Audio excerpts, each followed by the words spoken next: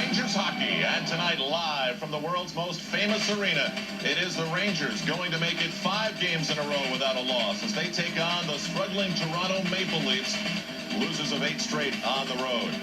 Good evening, everybody. I'm Al Trowick. Welcome to our coverage of Rangers hockey. You know, we're into faxes. Well, just a quick one here from Robert Kane in Shirley, New York. He says, "Dear MSG, I think JD should have his own talk show. It should be weekly and consist of gossip, stats, and player information. JD could be the next Oprah." Robert, we have noticed the similarities. Sam? And welcome to the JD show, and here's JD. And it's just the beginning of the holiday season now. Want to wish all our fans a happy Hanukkah. It is candle number 2. That's correct. Got it. Happy holidays. You too. Thank you.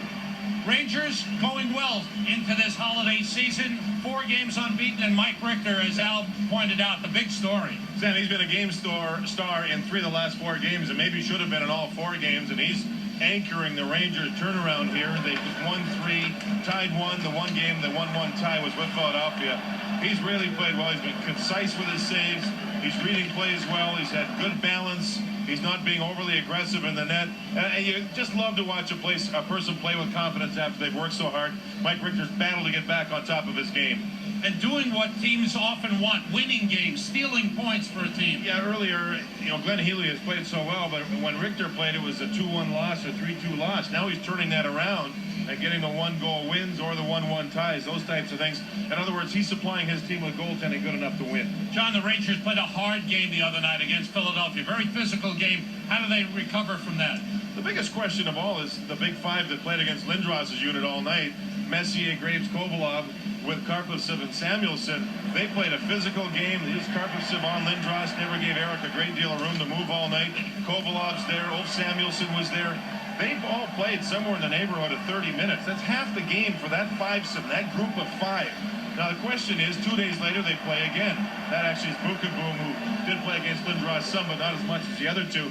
Coming back a day and a half, 2 nights, make that 2 nights later, how do they feel about it? I asked Ulf Samuelson. He said, listen, physically we're fine. Mentally, knowing that it was Lindros and the Flyers and it's a rivalry, we're really up for it. They have to make sure, and as Coley Campbell told us before the game too, they better be sharp. The Rangers, that is mentally from 6 o'clock on, and we're nearing 7:30 right now, or 7:35. Toronto Maple Leafs, coached by our old friend Mike Murphy, have been a struggling team, much like the Rangers. They're 11-15, but on the road they've been horrendous, John.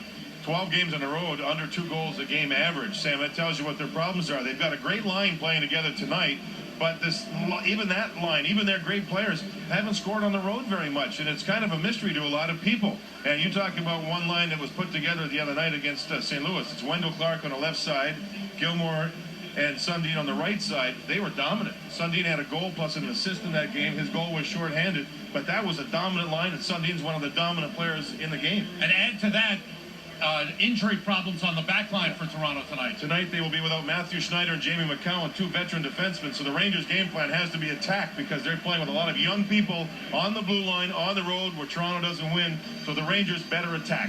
All right, so for the Rangers, a very important game. And for tonight, a very special game for referee Kerry Fraser. It is game number 1,000 for him. Congratulations. We'll be set to go in just a moment.